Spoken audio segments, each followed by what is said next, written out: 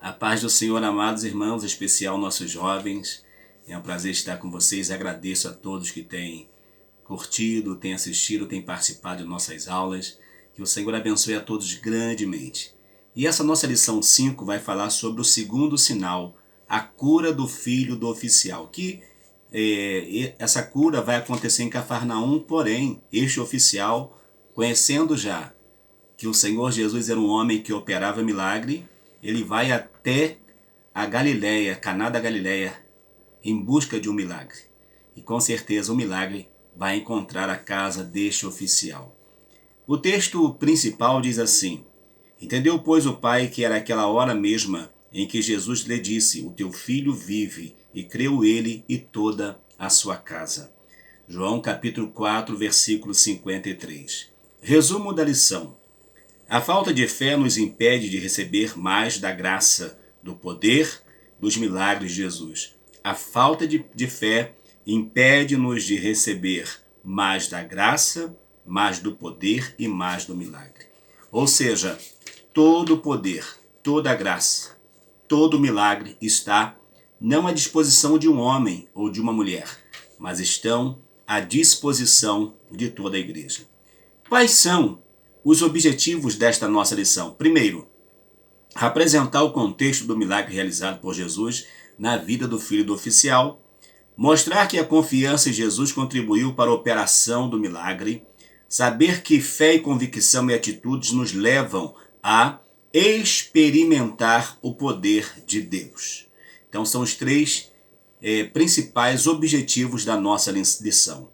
Texto bíblico está em João capítulo 4, versículos 46 a 54, que diz assim: Segunda vez foi Jesus a Caná da Galileia, onde da água fizerem vinho. E havia ali um oficial do rei, cujo filho estava enfermo em Cafarnaum. Ouvindo este que Jesus vinha da Judéia para a Galileia, foi ter com ele e rogou-lhe que descesse e curasse o seu filho, porque já estava à morte. Então Jesus lhe disse: Se não virdes sinais e milagres, não crereis? Disse-lhe o oficial: Senhor, desce antes que meu filho morra. Disse-lhe Jesus: Vai, o teu filho vive. E o homem creu na palavra que Jesus lhe disse, e foi. E descendo ele logo, saíram-lhe ao encontro os seus servos, e lhe anunciaram, dizendo: O teu filho vive. Perguntou-lhes, pois, a que hora se achara melhor, e disseram: Ontem, às 7 horas, a febre o deixou. Entendeu, pois, o pai que era aquela hora a mesma em que Jesus lhe disse: O teu filho vive, e creu ele e toda a sua casa. Jesus fez este segundo milagre quando ia da Judéia para a Galileia. Nós vimos que o homem andou bastante para ir ter com Jesus. Da hora que Jesus fala com ele até o outro dia se passaram muitas horas, mas aquele homem apressadamente saiu para ver como estava o seu filho. Viajou, não sei se a noite inteira, mas viajou muito para poder chegar em casa. Mas quando ele chegou em casa, o seu milagre já havia acontecido. O seu filho já estava curado para a glória de Deus. A nossa introdução diz assim: Vamos prosseguir com o estudo de mais um texto narrativo dos 7 sinais da deidade de Cristo, registrado por João. O livro de João é essencialmente apologético, diante da necessidade que o apóstolo e outros líderes das igrejas da Ásia Menor sentiram no final do primeiro século pelo perigo de misturas das doutrinas cristãs com filosofias gnósticas e o judaísmo helenizado. Enquanto o primeiro sinal foi dirigido especialmente aos discípulos, agora vemos Jesus realizando o milagre que levaria um oficial do rei e sua família a crerem nele. Ou seja, a revelação de sua divindade vai ganhando maior abrangência. Jesus opera um milagre em uma casa, possivelmente uma casa até humilde, porque deixaram acabar o vinho. Se fosse uma casa de pessoas ricas, eles pensariam em ter vinho direto. E festa em comunidade, a tendência é sempre dar um número muito grande. Foi o que aconteceu nessa comunidade de Caná da Galileia. Então Jesus principia ali os seus sinais, transformando a água em vinho. Inclusive, nós gravamos essa lição também. Mas agora, esse milagre do Senhor Jesus, que o Senhor Jesus vai realizou na verdade, na vida do filho desse oficial, vai tomar um vulto muito grande. Porque esse homem não era um homem simples, era um homem da corte, era um homem, um oficial do rei, um homem que estava em contato com os nobres.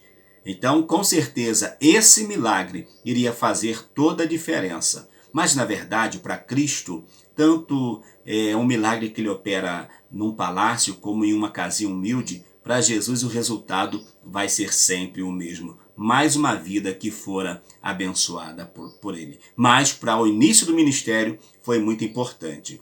O contexto do milagre. De volta à Galileia. Como já enfatizamos, João é o único dos evangelistas que registra eventos ocorridos no primeiro ano do ministério de Jesus, especialmente suas idas a Jerusalém por ocasião das festas judaicas. Isso é relevante para compreendermos o contexto do milagre em estudo que se deu justamente durante uma viagem de volta da Judéia para a Galileia.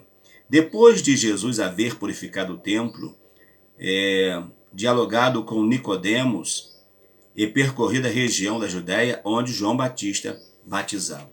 Jesus vai fazer tudo isso. Jesus vai purificar, Jesus vai na bodas de Caná, Jesus vai ter um encontro com João Batista, tudo isso vai acontecer. E agora, João vai narrar esse milagre maravilhoso. Um milagre que mostra o poder de Jesus, mostra que a palavra do Senhor Jesus não estava preso aonde ele estava, mas ela poderosa, ela vai abranger. Nós vamos ver aqui, segundo as informações, Cafarnaum, ela não estava hoje de carro, é claro, gastaríamos aí alguns minutos para chegarmos, para alcançarmos, dependendo do trânsito, mas naquela época não. Se a pessoa não tivesse um animal de carga, dificilmente ele faria essa viagem com menos de um dia, porque era uma viagem longa. Então nós vamos ver que era necessário, era necessário que os milagres acontecessem, que no início do ministério do Senhor, os milagres viessem à tona, para que mais pessoas pudessem crer nele. Passando por Samaria, ali Jesus teve um encontro com a mulher samaritana e prosseguiu para a Galileia, vindo a Caná, onde recebeu o pedido de um oficial do rei para que descesse a Cafarnaum curar seu filho. E de Caná, portanto, lugar do primeiro milagre, que também será realizado o segundo milagre. Jesus realiza, olha só, o primeiro milagre Jesus realizou no casamento. E agora, o segundo milagre, Jesus já não vai mais realizar no casamento, mas ele vai realizar em uma família. Quando um pai, desesperado porque está sentindo que o seu filho está à beira da morte, então ele vai à procura do Senhor Jesus para encontrar-se com o Senhor e levar Jesus à sua casa para que curasse o menino, curasse o jovem. Porém, Jesus não precisou ir, mas a sua palavra vai operar o milagre. Portanto, o lugar do primeiro milagre, que também será realizado este segundo sinal, dentre os registrados por João, com efeito em Cafarnaum, onde estava o enfermo. Jesus fala em Caná e o milagre acontece lá em Cafarnaum. Tudo indica, e depois nós vamos ver Jesus também passando por Cafarnaum. Tudo indica que Jesus tinha casa em Cafarnaum. Então, houve uma ligação muito grande Esse homem, com certeza, testemunhava com prazer a obra que o Senhor Jesus havia realizado na vida do seu filho. Confiança em Jesus. A fé do oficial. Estudiosos debatem a respeito da identidade do oficial do rei, já que o texto sagrado não nos fornece mais informações sobre ele. Estudiosos debatem sobre a sua identidade para Matthew Henry, era assim chamado, ou pela grandeza de suas propriedades, ou pela extensão do seu poder. Quem é aquele ali? Aquele é o oficial do rei. Falou que era oficial do rei, só tinha um. Ele era, talvez, se o rei tivesse outros oficiais, que é bem provável que tinha, mas esse que não aparece o seu nome, mas aparece a sua posição, é aquele que vai se destacar diante dos demais, como o oficial do rei. Aí aqui nós vemos então que essa informação, a questão de nome é somente, aqui no caso do milagre, é um detalhe. O importante foi o feito realizado na vida do jovem. Justamente por isso chamamos a atenção a fé que demonstra esse nobre ainda nos primórdios do ministério de Jesus. E na Galileia, onde muitos dentre os seus próprios judeus resistiam em crer nele.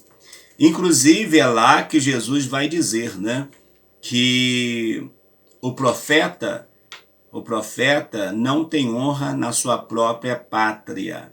Jesus falando dele mesmo. Por quê? Viram-no crescer, viram-no como bebê, como criança, como adolescente, início da sua juventude, e agora já está na sua fase adulta. Então era comum as pessoas falarem assim, mas nós conhecemos eles. Nós conhecemos eles, na verdade. Por quê? Conhecemos seu pai, o seu pai na verdade, seu pai já faleceu, mas conhecemos José, nós conhecemos Maria, conhecemos seus irmãos, as suas irmãs, enfim. Esse aí é igual aos demais, não tem diferença nenhuma. Para eles não tinha, mas Maria guardava no seu coração uma palavra de que ele seria o Deus maravilhoso, né? Seria o Deus que estaria no meio do seu povo. Mateus registra o espanto deles diante da sua sabedoria e dos atos miraculosos que realizava, apontando para o fato de ser o filho do carpinteiro. Pode. Alguém até pergunta, pode vir alguma coisa boa lá de Nazaré? Lá daquela parte lá, aquela parte esquecida, pode vir alguma coisa boa? Pode sim, Jesus veio. Talvez alguém olhe para a sua história também, jovem, olha para você que está se empenhando, está estudando, está se esforçando para fazer a prova do Enem, para poder pagar a sua faculdade. Alguém olha e fala assim, mas você não vai chegar, você não vai conquistar. Ei, por favor, não desanime, segue em frente. Ainda que as pessoas olham para você e estão dizendo que você não vai, mas Deus sabe do seu potencial e Deus investe na sua vida, Deus investe na sua carreira, tanto espiritual como profissional, o Senhor investe. Agora tem uma coisa, não esqueça dele. Quando você alcançar a bênção, não esqueçam do Senhor. Não esqueçam de adorar o Senhor. Recebe, leve com você esse conselho em nome de Jesus. 2. Ouviu falar de Jesus. O oficial ouviu que Jesus vinha da Judéia para a Galiléia e foi ter com ele certamente. Ele estava em Cafarnaum e se deslocou para Caná em busca de socorro para o seu filho. Ele andou aproximadamente com carro, sem carro, a cavalo ou sem estar a cavalo, 24 quilômetros. 24 quilômetros. Grande parte em montanhas, considerando a posição geográfica de Caná em relação a Cafarnaum, que fica às margens do mar da Galileia. Tudo indica que a fama de Jesus como operador de milagres já era grande na região, ao ponto de alcançar uma alta autoridade da dinastia herodiana. A notícia correu.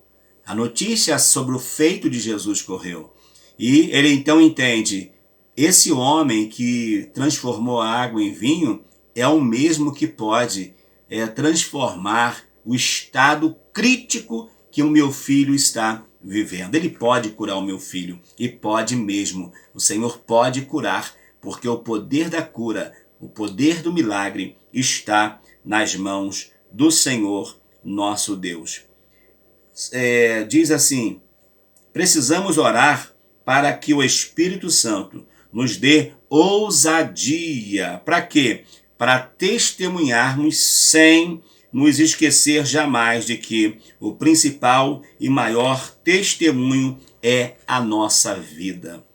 Entenda o seguinte, queridos: falhos todos nós somos, pecadores arrependidos todos nós somos, mas ainda assim o nosso testemunho diário precisa falar mais do que as ações de púlpito, do que pregamos no púlpito. Pregar no púlpito é muito bom, pregar na igreja é muito bom, mas precisamos pregar com a nossa vida. Que Deus tenha misericórdia de nós, para que nós possamos testemunhar com ousadia os milagres do Senhor.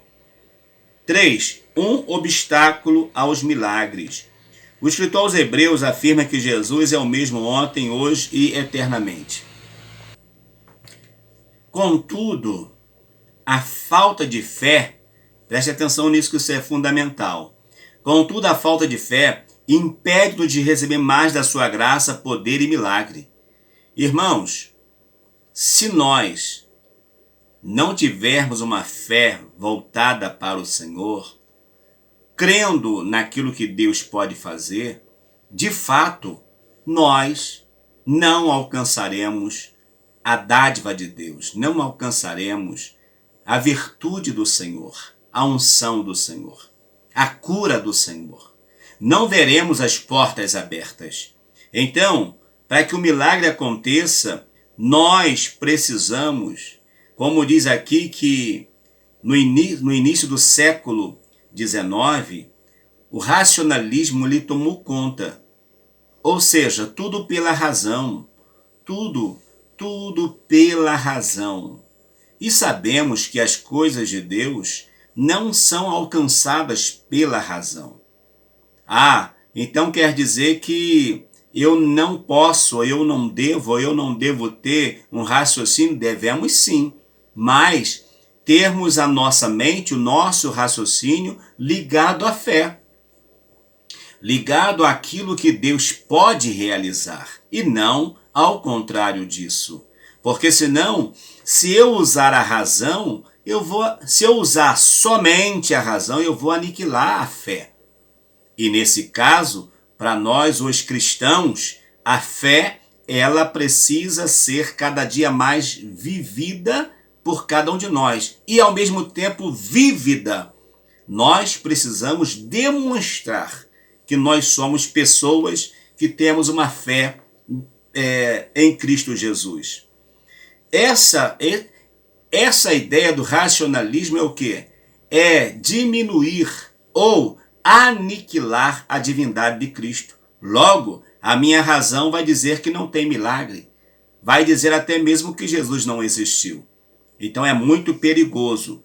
Mas vamos usar a fé e não deixarmos que os pensamentos humanos dominem aquilo que é espiritual, aquilo que é sagrado. O objetivo de quê? Desse racionalismo é o quê? Desse liberalismo religioso é o quê? É extirpar da Bíblia todo elemento sobrenatural, submetendo as Escrituras a uma crítica científica e humanista, ou seja, olhar a Bíblia como um livro, permita-me, Senhor, até dizer aqui, me perdoe, como um livro qualquer. A ideia desses teólogos liberais é ter a Bíblia como um livro qualquer. Um livro que, infelizmente, para nós, eles veem como sendo um livro até cheios de falhas, cheios de erro. Mas nós estamos estudando na nossa classe dos adultos sobre a supremacia da Bíblia. Depois dá uma olhadinha nos nossos vídeos, que você vai ver também que são vídeos maravilhosos. No liberalismo teológico, via de regra, não há lugar para milagres, profecias e a divindade de Cristo. Tudo, irmãos, que o mundo está trazendo é para, de alguma forma, tirar a evidência da divindade do Senhor Jesus. O Senhor, ele foi, enquanto estava aqui, 100% homem, mas 100% Deus. Jesus tinha nele as duas naturezas. Hoje não mais. Hoje ele só tem a natureza divina. Mas enquanto estava aqui, ele estava em sua natureza humana e na sua natureza divina. Então Jesus, ele é Deus. Jesus não ia ser Deus. Jesus é Deus. Jesus veio Deus. É o Filho de Deus encarnado. Então, em todo momento, a autoridade, a divindade, a deidade, os atributos divinos são deles, do Pai, do Filho e do Espírito Santo. Em especial aqui, falando de Jesus. Seguia o ministério do Senhor Jesus. Nossas experiências são importantes e necessárias, mas devem sempre ser submetidas ao crivo da palavra de Deus.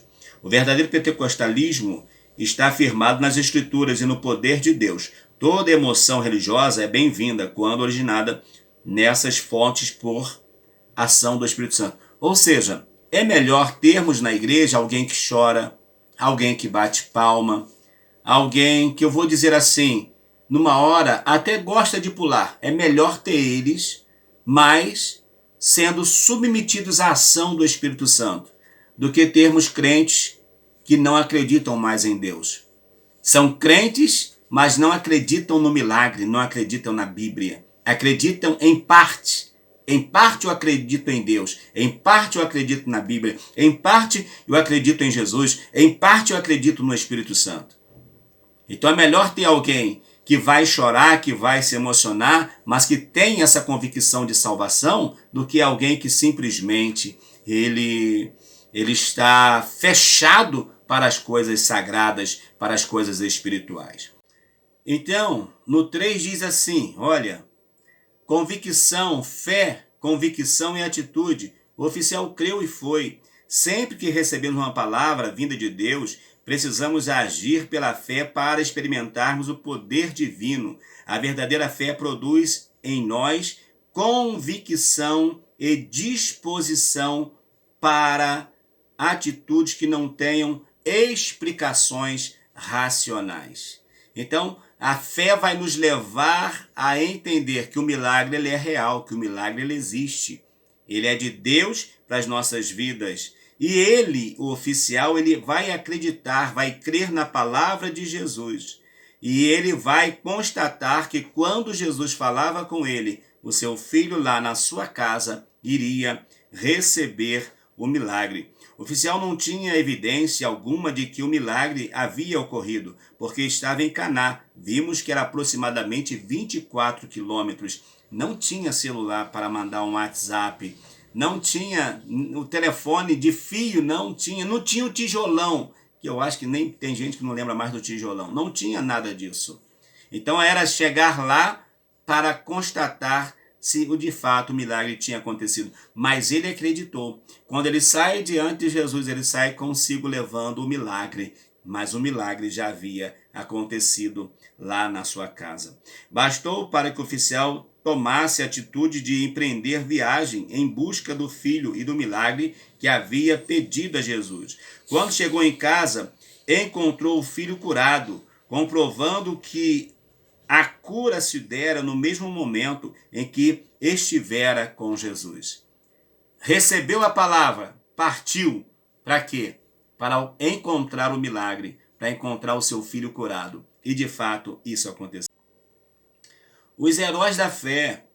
No registro dos heróis da fé, lá em Hebreus capítulo 11, vemos que eles foram assim chamados porque agiram em obediência à ordem de Deus, confiando em sua palavra. Por isso, afirmamos que a fé não é um mero assentimento mental. Não.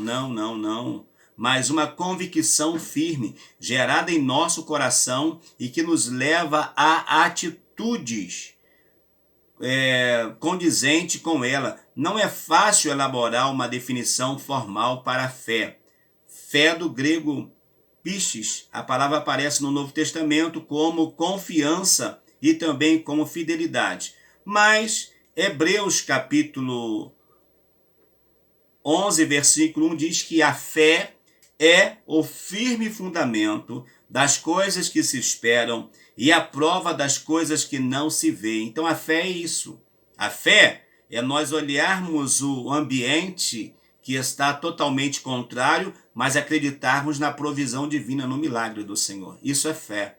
É assim que o Senhor age, é assim que o Senhor opera nas nossas vidas. Fé não é incerteza ou dúvida, mas uma virtude espiritual que gera prontidão de espírito e nos leva a agir de acordo com a vontade de Deus. Ou seja, quem tem fé vai se submeter à vontade do Senhor. A fé produz entendimento do que não podemos compreender pela razão e nos impulsiona a agir para além dos limites da nossa própria visão. Ou seja, você olha uma dificuldade, mas a fé te faz ver a vitória do outro lado.